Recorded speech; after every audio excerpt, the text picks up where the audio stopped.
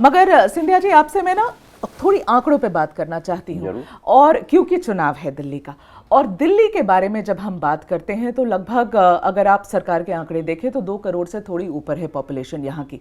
एक एस्टिमेट है दिल्ली में मध्यम वर्ग कितना है। भारत में सबसे बड़ा मध्यम वर्ग दिल्ली में रहता है, लगभग 67 to 70% टोटल पॉपुलेशन दिल्ली का मध्यम वर्ग है। तो आप अगर हिसाब लगाएं तो 1.45 करोड़ मध्यम वर्ग दिल्ली में रहता है। और आज का जो अनाउंसमेंट है वो खास करके मध्यम वर्ग के लिए, उस पे तो आप में से कोई आपत्ति नहीं जताएंगे, है ही वो मध्यम वर्ग के लिए।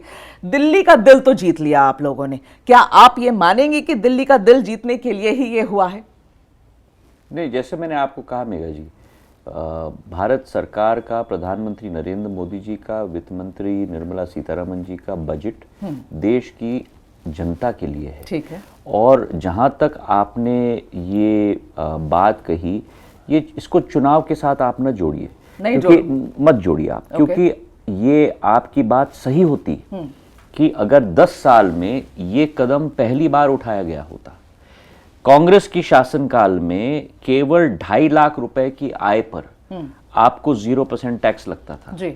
जब से भारतीय जनता पार्टी सरकार में आई है 2015 में, उसके बाद 2019 में, उसके बाद 2023 में और अब 2025 में, हर 2-3 सालों में ये इनकम टैक्स फुल एग्जेम्पशन के स्लैब को बढ़ाते गए हम। 2.5 लाख से 5 लाख, 5 लाख से 7.5 लाख, 7.5 लाख से 9 लाख, 9 लाख से अब 12 लाख। तो ये एक तारतम्य है जहां लोगों के हाथ में ज्यादा आय मिल पाए ताकि कंजम्पशन ग्रो कर सके, इकोनॉमी को हम लोग ग्रो कर पाए और उनके हाउस होल्ड सेविंग्स और हाउस होल्ड कंजम्पशन में वृद्धि आ पाए। तो ये हमारी एक रूपरेखा पिछले 10 सालों से रही है। तो सर जी, डिस्पोजेबल इनकम आप बढ़ा रहे हैं, हाथ में आप दे रहे हैं पैसा उदाहरण मैं आपको दे दूं, मैं आपको उदाहरण दे दूं। कांग्रेस के शासनकाल में करीब करीब 2 लाख रुपए का टैक्स लगता था जिस व्यक्ति के पास 12 लाख का आय होता था। आज उस व्यक्ति पर टैक्स शून्य हो चुका, शून्य हो गया। तो 2 लाख रुपए अतिरिक्त उनके एनुअल आय में पहुंचाने का कार्य भारतीय जनता पार्टी की सरकार ने किया। पर ये जो डिस्पोजेबल इनकम आप बढ़ा रहे हैं, जैसे पुरानी सरकारें थी सर, इकोनॉमिक्स की बात हो रही है, पुरानी सरकारें थी वो इंसेंटिवाइज करते थे सेविंग्स को।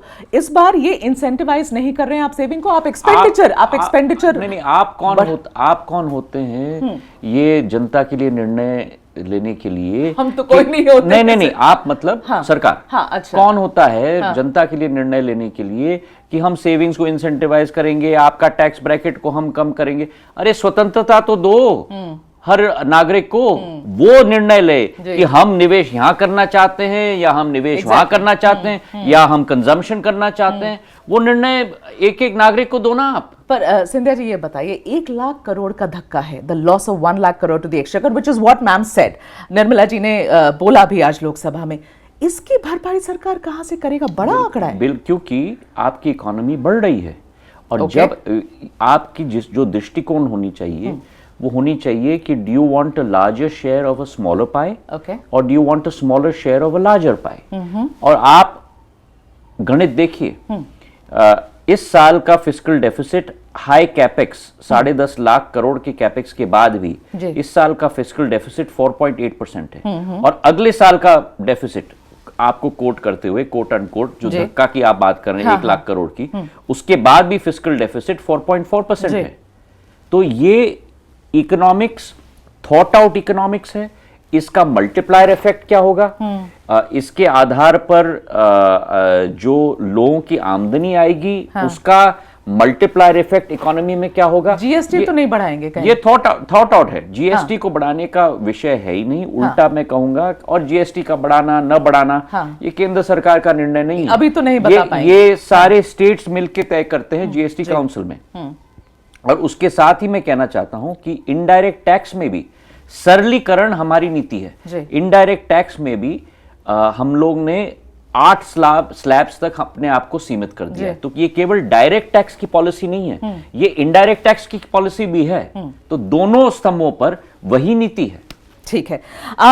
लंबे समय तक आप कांग्रेस में थे। अवसरवादी पॉलिटिक्स ना प्रधानमंत्री खेलते हैं ना वित्त मंत्री जी खेलते हैं। ठीक है। आप ट्रैक रिकॉर्ड देख लीजिएगा। ठीक है। और जो ट्रैक रिकॉर्ड का विवरण मैंने आपको दिया है, अच्छा। वो मुझे लगता है हमारे दर्शकों को भी मालूम ज्ञान मिलते हुए उनको भी बहुत आनंद आएगा कि ये एक लंबा ट्रैक रिकॉर्ड बीजेपी का है सरलीकरण का और आपके पॉकेट में संपूर्ण आय प्रदान करने का। नहीं, आज तो middle income group people are very very happy.